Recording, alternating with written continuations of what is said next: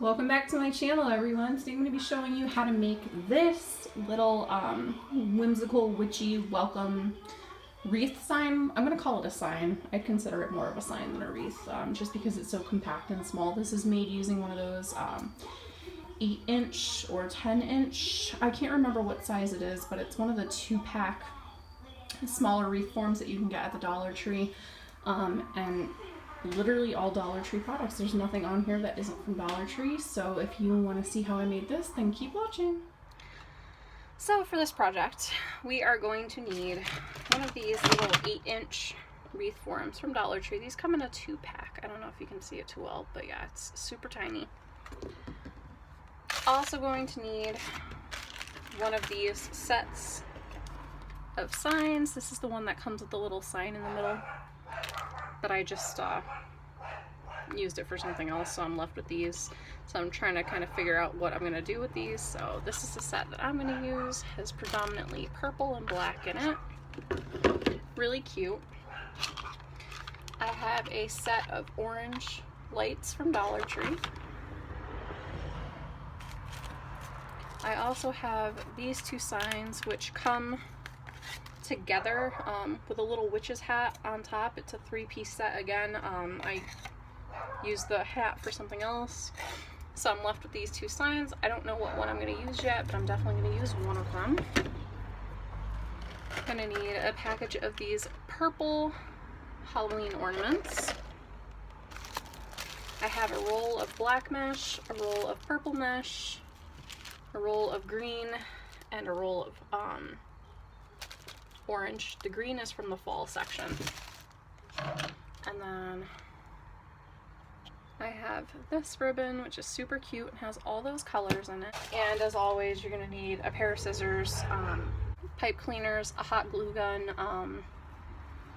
or a rotary cutter if you have one. I use both. I use a rotary cutter to cut the mesh and then scissors to do everything else. So let's get started. Okay, so for the mesh, we're going to make black the predominant color over the body, and then we'll add in the accent colors of the purple, the orange, and the green. So we're going to cut these at 6 inches, just long enough for them to curl and curl nicely. So we'll need 18 pieces of black at 6 inches long each. We're going to need 6 pieces of purple at 6 inches long, 6 pieces of orange at 6 inches long, and 6 pieces of green at 6 inches long. And then I'm going to go ahead and use this ribbon. I've decided, because it has all the colors that we're using in it, and we need 6 pieces of this at 10 inches long. And then for the ribbon, I'm just going to go ahead and dovetail it. You can do whatever ends you want on it. The way that I do that is I just fold it in half and snip it downwards, and then when you unfold it, you have a little dovetail. So I'm going to do that to all 6 pieces. I just realized I said 6 pieces for the ribbon, and I completely meant 9, so I apologize for that. So now let's start building our bundles. I'm going to start with the black because this is our base, and I just have it, and I'm gonna roll it, and then that's what it looks like. Just gonna put it between my fingers. I'm gonna take a piece of the purple, do the same thing between my fingers, black again, that next, and then we'll top it off with the purple.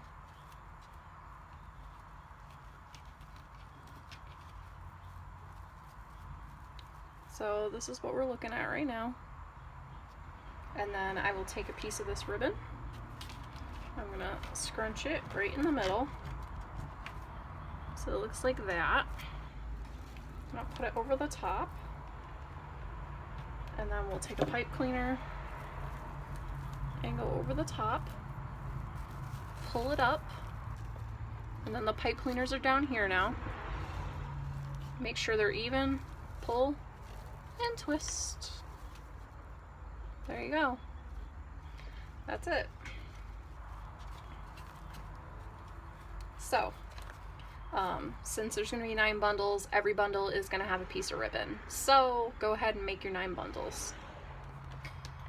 Okie dokie. I have all 9 bundles made, so now we're just going to come in and start a pattern.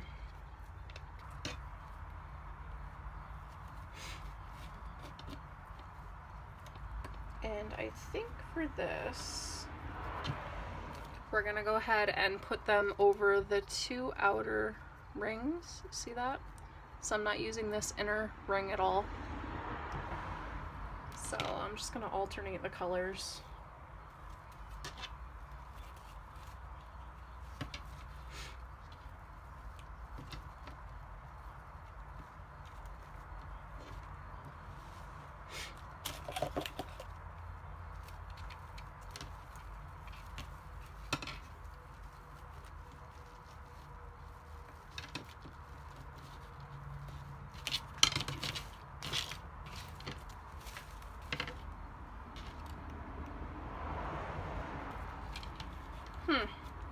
We might need a couple more bunches of mesh for this, I think, maybe.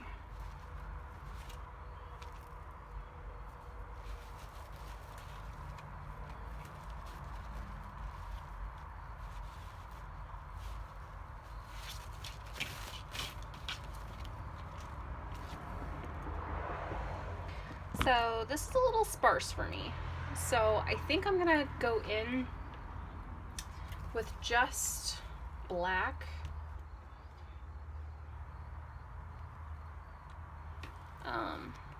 9 more times just to fill in the in-between. So basically I'm going to put a bundle of black in between every bundle that we have here. So I guess we're going to do 18 more cuts of black. I'm not going to do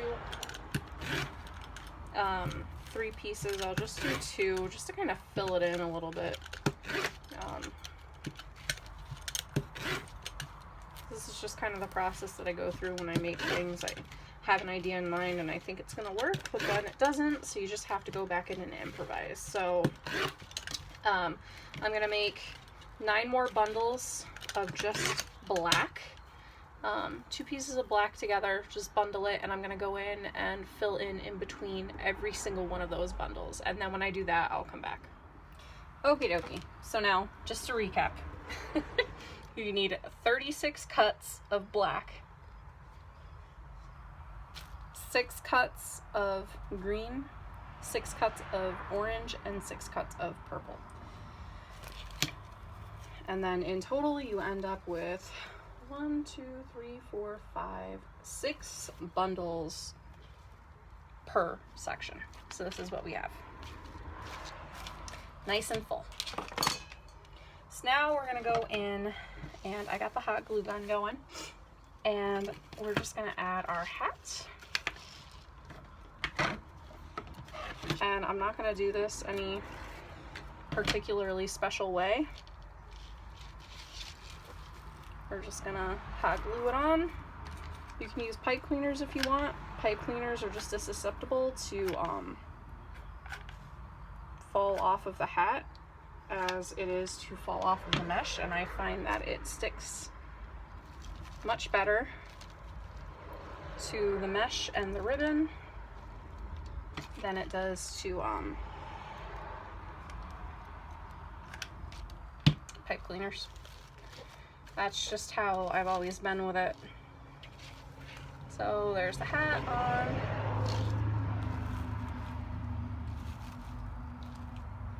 You can do whatever you want to attach it. I use Gorilla Glue. I've found that this stuff really goes nowhere. Now, I am going to use the welcome portion of that just because I like how the orange pops on it. Again, lots of hot glue on the back of that. And just going to place it right in the center. There's that. And now we're gonna put on her little feet. Like, anyone can do this. There's no bow making skills required. I know a lot of people have problems making bows. I struggled with that for a long time. And now we can take some of these ornaments here I'm gonna take the glittery one just because it matches the purple in her stockings a lot better. This is more of a magenta purple. This is more of a true purple. You can see the difference there. And I'm just hot gluing over the tip and popping them in wherever I want them.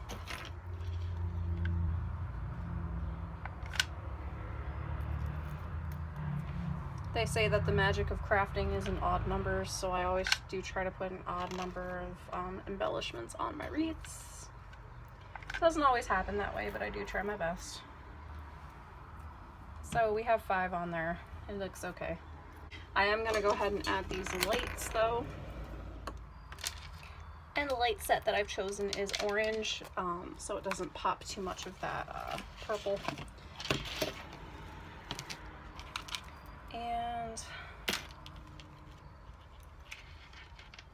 what I'm going to do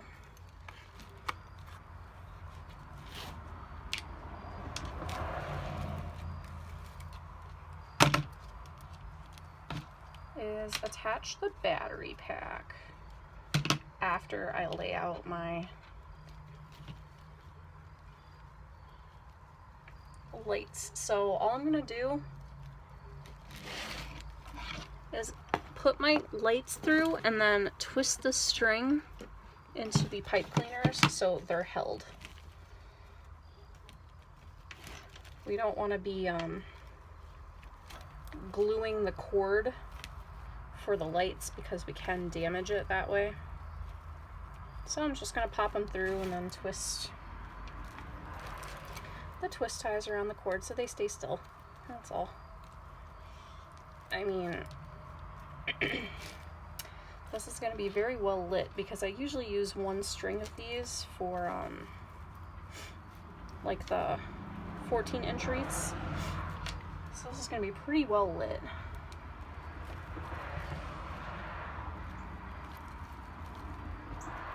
Yep, this is going to be nice. I don't think I've ever actually used one of these 10-inch frames for an actual wreath before. I usually use them for like centerpieces to go with candles and such. So this might be a nice little switch up. Again, just securing these lights in. And then you can turn it over and pull them where you want to pull them. Because, you know, some of them are going to sit behind like the signs and stuff. And you can just pull them down and maneuver them anywhere you want them, really. There's no right or wrong way to do it. You can pull them through more so they peek out and you can actually see them. You can leave them subtle behind the sign. It's all up to you. Get creative with it. Okay, now that I have all those positioned, I'm going to go ahead and hot glue this on just to this frame here. Do not add hot glue to the side that has the screw release for the customer or for yourself, really, to change the battery. And I'm going to put it on the bottom.